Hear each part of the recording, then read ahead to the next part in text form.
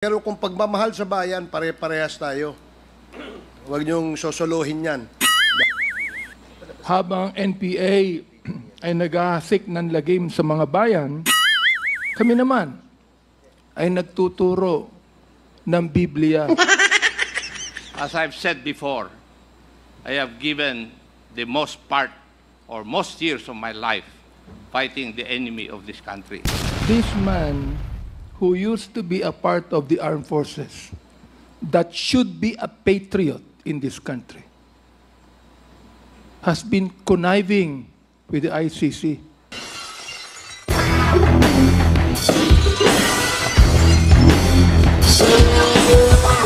Durugista at NPA na terorista. Yun lang po. Maraming salamat po, Mr. Chair. At Thank you, magandang gabi po. Congresswoman. Salamat, ma'am. Mr. Chair, Bawal po pumalakpak dito. Kung gusto niyo pumalakpak, doon kayo sa labas. Maaari ba? Mr. Chair, Wala hong bastusan dito, ha? Sige, Congressman Acop, you're recognized. thank you, Mr. Chair. I beg to disagree with my colleague kasi bata pa siya. Ako, I have given up my life for this country. The former president is only 2 years older than I am. But I have been fighting for this country. I was a member of the Philippine Constabulary and became a policeman after Republic Act 6975 was enacted. This statement of my colleague betrays her ignorance. Kung gusto po niya na magpa-imbestiga, mag-file siya ng resolution and maybe refer to the appropriate committee to be fair with her.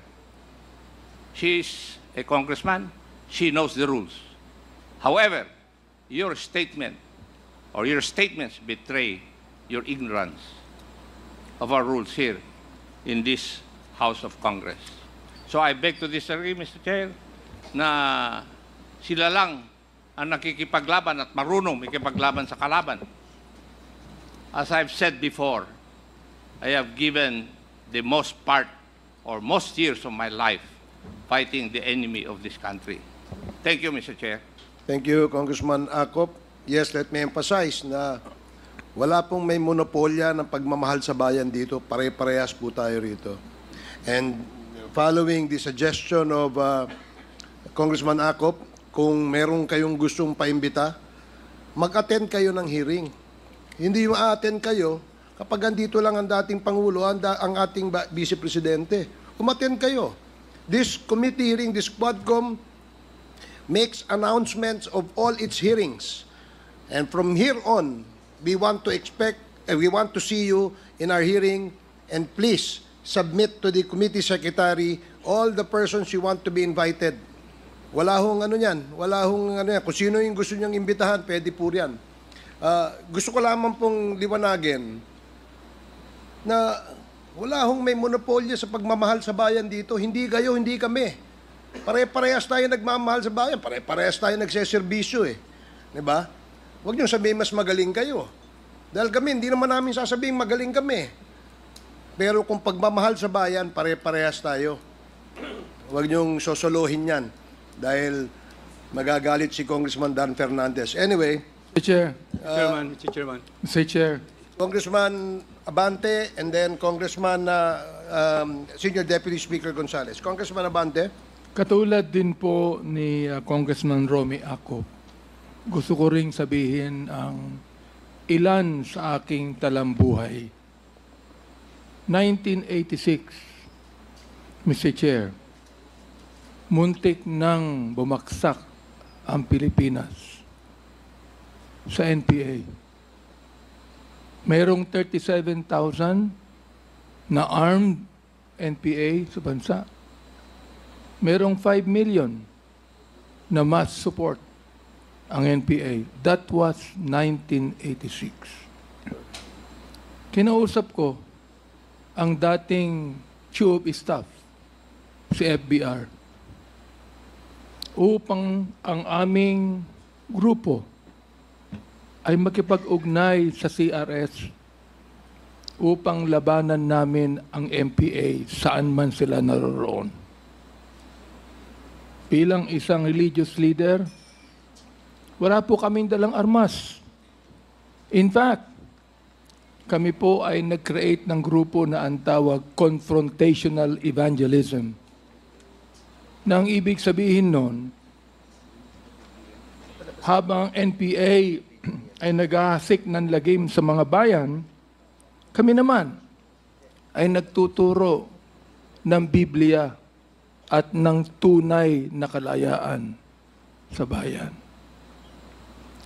Ako din po ang isa sa mga nag-suggest kay FBR nung araw na magtayo ng isang civilian force na magiging kasama ng armed forces. Naging pangulo po sa FBR. Kasama po ako doon. Naging konsyal ako ng Maynila. Andiyan po si Atty. Bebot Bello. Alam po niya na magkasama kami sa lakas nung araw. So tama po ang sinabi ni Congressman Acop, ni Congressman Ace Barbers, na lahat po tayo nagmamahal sa bayan. Kaya nga, Mr. Chair, gusto kong itanong sana dito kay Senator Trillanes, if he is working for the ICC. Are you working for the ICC, Mr. Chair? Hindi po, You are not. hindi po, Mr. Chairman. But you are connected with the ICC. Opo, by virtue of being the first to So, Mr. to file. Chair. Yes. This man who used to be a part of the armed forces, that should be a patriot in this country, has been conniving with the ICC in this country. Now, we would like to have a balance here. Hindi po yung unfair tayo o bias tayo. Balance lang tayo dito. Hindi natin dito inaakusahan ang sinumang personalidad. Issues. Kaya nga sinasabi ko sa ating former president, hindi ko maintindihan kung bakit kinakailangan pumatay tayo ng 30,000 people sa war on drugs.